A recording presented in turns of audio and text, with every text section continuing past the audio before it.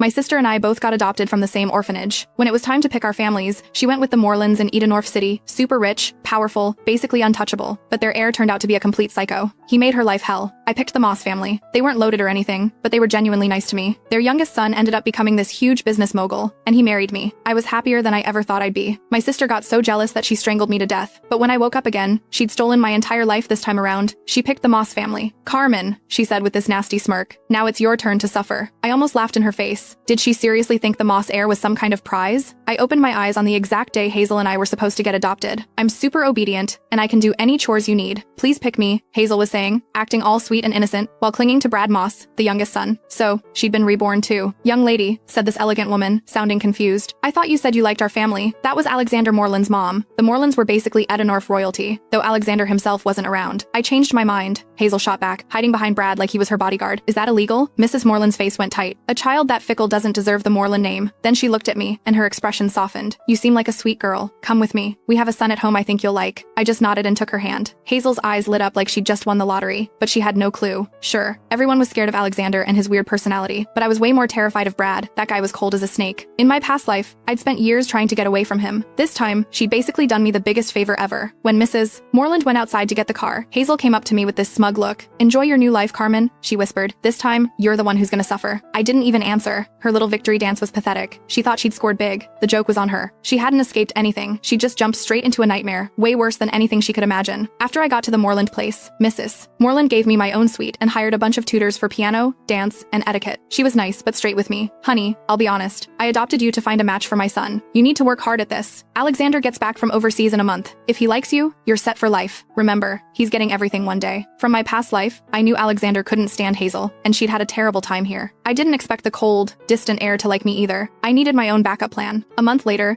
the Morelands threw this huge party to welcome Alexander home. All the big shots in Edenorf showed up, including the Moss family since they had business connections. Across the ballroom, Hazel spotted me right away. She was wearing this white dress, trying to look all innocent, and came gliding over with a sharp smile. Have fun tonight, Carmen, she whispered. This is gonna be the most humiliating night of your life. I remembered this party from my last life. That's when she first met Alexander. He'd taken one look at her, made a disgusted face, and told her to get lost in front of everyone. She'd clung to him anyway, announcing herself as his future wife. He'd literally kicked her away. But I'd been reborn too. I knew how her story ended, and I'd already planned something different. Hazel was waiting for me to get humiliated like she did. She was in for a shock, but she was about to be disappointed. Right before Alexander was supposed to make his big entrance, I caught him in a private study. It was our first time meeting. He was way taller than me, seriously good looking, and had this cold, don't come near me vibe. Yeah, he definitely wasn't easy to approach. I handed him a document. I know you just got this new project, but you're not sure what to do with it. Here's my proposal. I guarantee it'll make money. I might have grown up in an orphanage with just a high school diploma, but I